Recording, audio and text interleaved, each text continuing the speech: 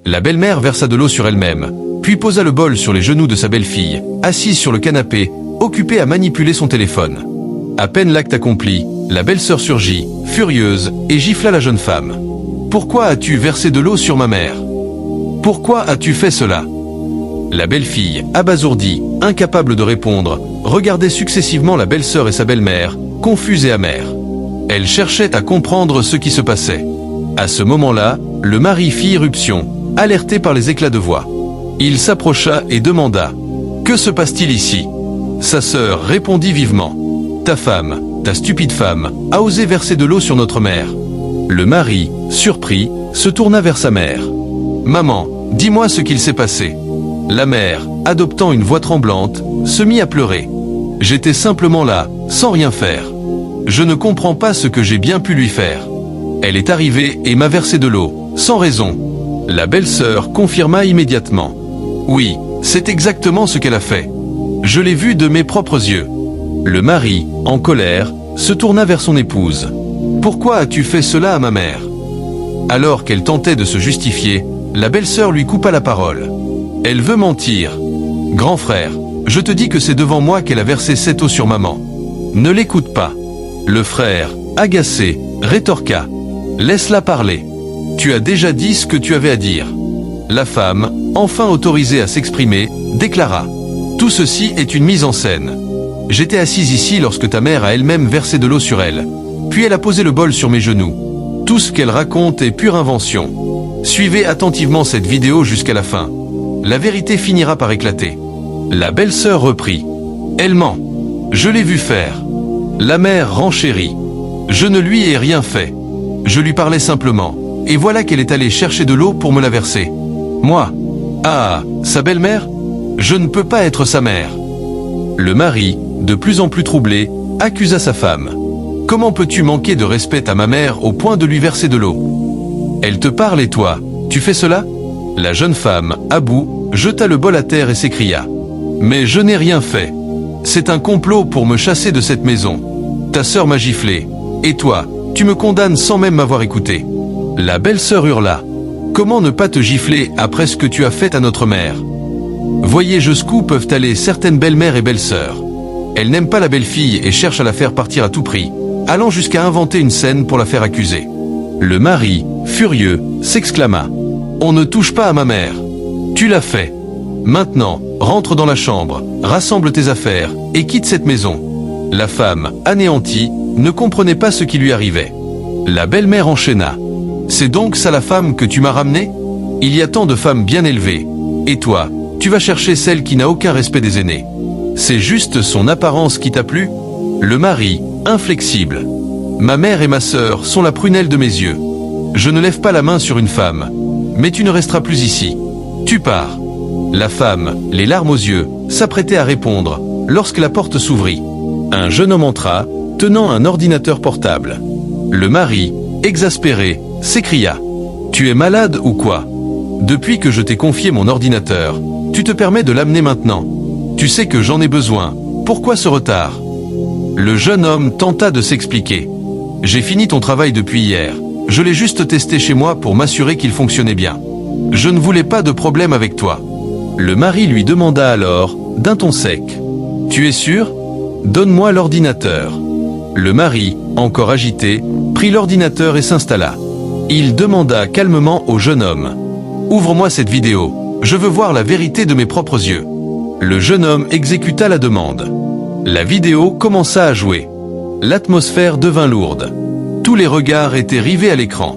Le mari observa attentivement et resta stupéfait.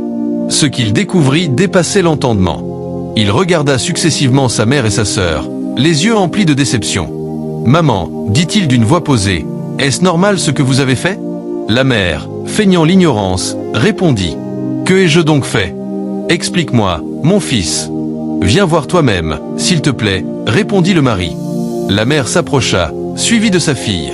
En voyant les images, toutes deux furent figées. Le silence devint pesant. Elles étaient démasquées. Le mari se tourna alors vers sa sœur, le regard sévère. « Tu as osé gifler ma femme, sur la base d'un mensonge ?» Puis, sans dire un mot de plus, il leva la main et lui rendit la gifle. La tension explosa. Il se tourna ensuite vers son épouse, la voix pleine de regret. Ma chérie, je te demande pardon. Je ne savais pas que tout cela avait été monté contre toi. Je reconnais mon tort. Excuse-moi.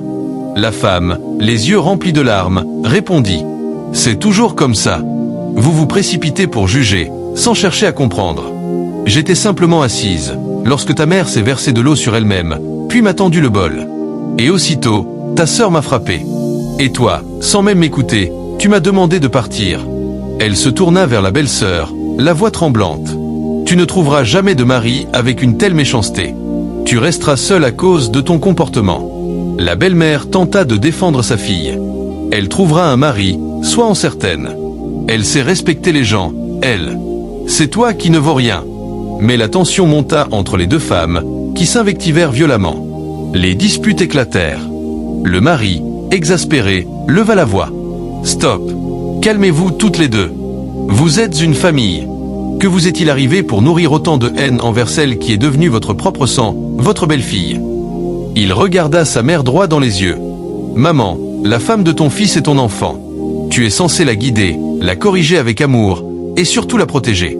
Elle aussi a une mère, pourtant elle est venue vivre avec toi, te confiant son avenir. Accepte-la comme la tienne. Et il conclut. Désormais, vous n'avez qu'un seul choix, vivre ensemble dans la paix, ou quitter ma maison. Mais je n'accepterai plus jamais une telle injustice sous mon toit. Dans un foyer, le mensonge détruit, mais la vérité reconstruit. Cette histoire nous montre que les masques finissent toujours par tomber. Même quand tout semble perdu, il suffit parfois d'un fait, d'une preuve, pour réparer ce qui a été brisé. À toutes celles et ceux qui subissent l'injustice en silence, gardez foi. La vérité finit toujours par triompher. Abonne-toi, partage cette vidéo, et surtout aime et protège ceux qui t'aiment vraiment. Suivez également cette vidéo qui est remplie de conseils de vie. Un jeune homme était assis avec sa petite amie dans le salon, échangeant paisiblement sur le canapé. Soudain, 3 hommes vêtus de blanc font irruption, suivis de leur chef qui apparaît au milieu d'eux. La jeune femme, saisie de peur, sursaute, mais que se passe-t-il? Son compagnon tente de la rassurer. Ne t'inquiète pas, ce n'est rien de grave. Il savait très bien ce qu'il allait faire. Il accueille les hommes, bienvenue dans ma maison. La jeune femme, confuse, cache son visage entre ses mains. Soudain, une voix familière retentit parmi les hommes. Brigitta, que fais-tu ici? Elle répond, c'est mon petit ami. Nous sommes ensemble depuis 3 mois.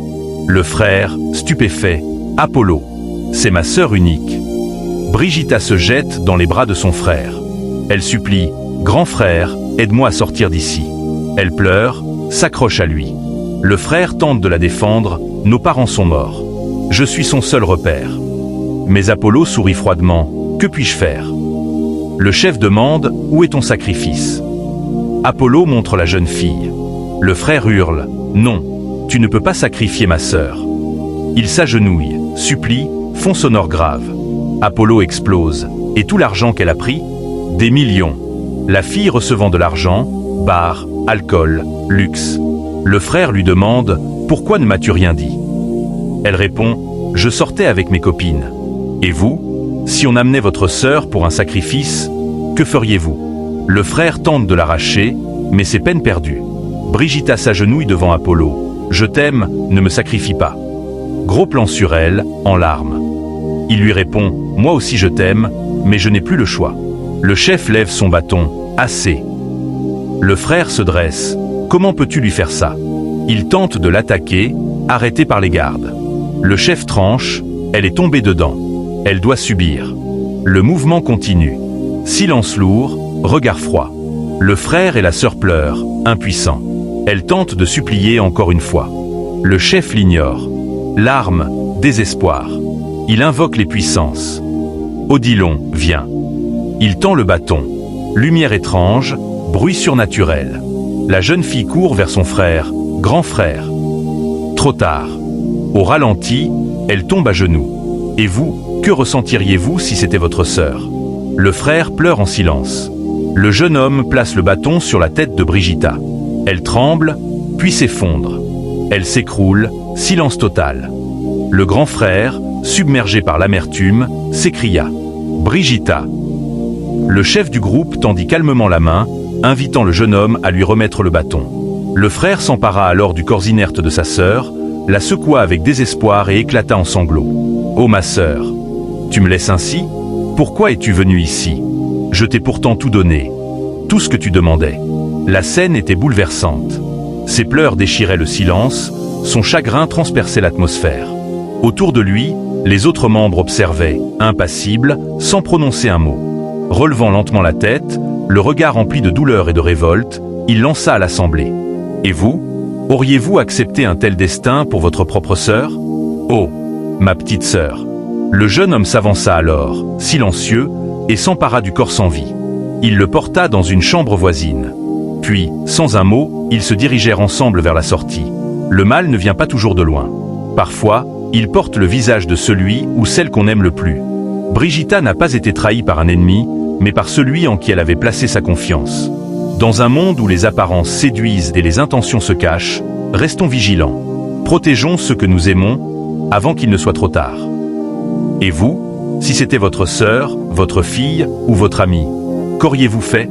Cette histoire nous rappelle une vérité troublante. L'amour, sans discernement, peut conduire à la perte. Partagez cette vidéo, commentez votre réaction, car le silence face au mal est déjà une forme de complicité.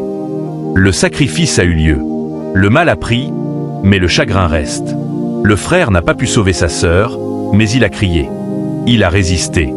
Et parfois, c'est le seul acte de courage qu'il nous reste.